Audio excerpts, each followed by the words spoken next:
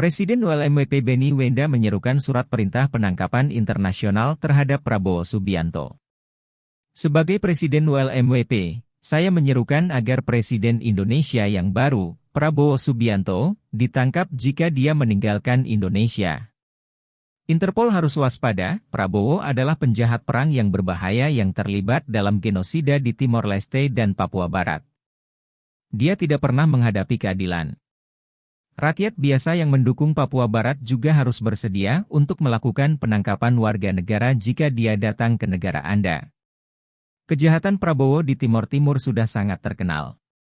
Sebagai seorang jenderal dan pemimpin unit Kopassus yang terkenal kejam, ia membantu memimpin pembantaian demi pembantaian, mulai dari pembantaian di Kraras pada tahun 1983, di mana lebih dari 300 orang Timor Leste dieksekusi, hingga pembunuhan ratusan orang oleh para pembunuh, ninja, berkerudung pada tahun 1990-an.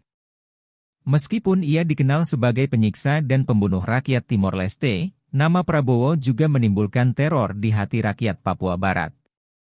Pada tahun 1996, sebagai komandan Kopassus yang ditakuti, ia mencegah Palang Merah menyelesaikan rencana pemindahan sandera setelah penculikan 11 peneliti oleh OPM.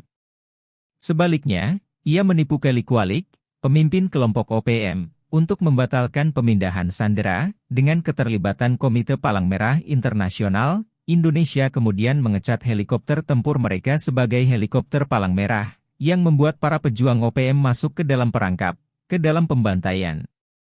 Hal ini menyebabkan serangkaian serangan balas dendam lebih lanjut di desa-desa dataran tinggi, di mana banyak orang Papua yang tidak bersalah dibunuh. Pada tahun-tahun berikutnya, keluarganya terus membawa kematian dan kehancuran di Papua Barat melalui kepentingan pertambangan dan kelapa sawit. Kelapa sawit saat ini merupakan salah satu pembunuh terbesar di Papua Barat, pembunuh budaya, identitas nasional, serta tanah dan manusia. Kami mengalami dua kejahatan yang saling terkait, genosida dan ekosida, dengan masing-masing kejahatan memicu kejahatan lainnya. Kebrutalan selama setengah dekade terakhir, yang telah menewaskan sedikitnya 1.400 orang Papua dan kemungkinan besar membuat lebih dari 100.000 orang mengungsi, telah menunjukkan seberapa besar kekuasaan yang masih dipegang oleh militer di Papua Barat. Bahkan di bawah seorang pembaharu seperti Jokowi, rakyat saya menjadi sasaran operasi militer setiap hari, peningkatan pos-pos pemeriksaan di dataran tinggi, pemerkosaan, penyiksaan, dan pembunuhan berdarah dingin. Sebagai Menteri Pertahanan, Prabowo telah mengirim lebih dari 25.000 tentara tambahan yang ditempatkan di negara saya sejak tahun 2018, mengubah tempat-tempat seperti Enduga, Intan Jaya, dan Yahukimo menjadi zona perang yang mematikan. Situasi kami hanya akan menjadi lebih buruk di bawah jagal Timor Timur. Selama kampanye pemilihan presiden, Prabowo menegaskan bahwa ia akan melakukan pendekatan militer yang lebih keras. Bagi rakyat Papua Barat, hantu Soeharto telah kembali.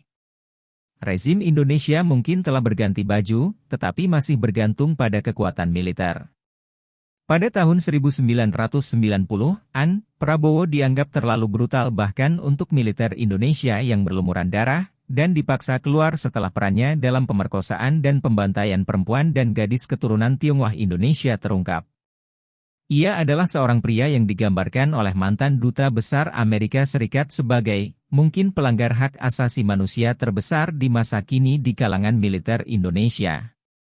Seperti yang biasa terjadi di Indonesia, karirnya didasarkan pada korupsi dan nepotisme. Pernikahannya dengan Putri Soeharto lah yang membuatnya naik pangkat dengan cepat di jajaran militer. Pada tahun 2000, Prabowo mengalami hal yang memalukan karena dilarang masuk ke Amerika Serikat di bawah konvensi PBB yang melarang penyiksaan. Namun, dia tidak pernah bertobat atau menghadapi keadilan sejati atas kejahatannya, dan kini dia menjadi Presiden Indonesia. Saya ingin memperingatkan dunia tentang bencana yang akan menimpa Papua Barat. Saya menyerukan kepada semua teman internasional kami, para pengacara dan anggota parlemen kami, untuk mendorong agar dia ditangkap di bawah Undang-Undang Kejahatan Perang ketika dia memasuki negara Anda. Benny Wenda, Presiden ULMWP.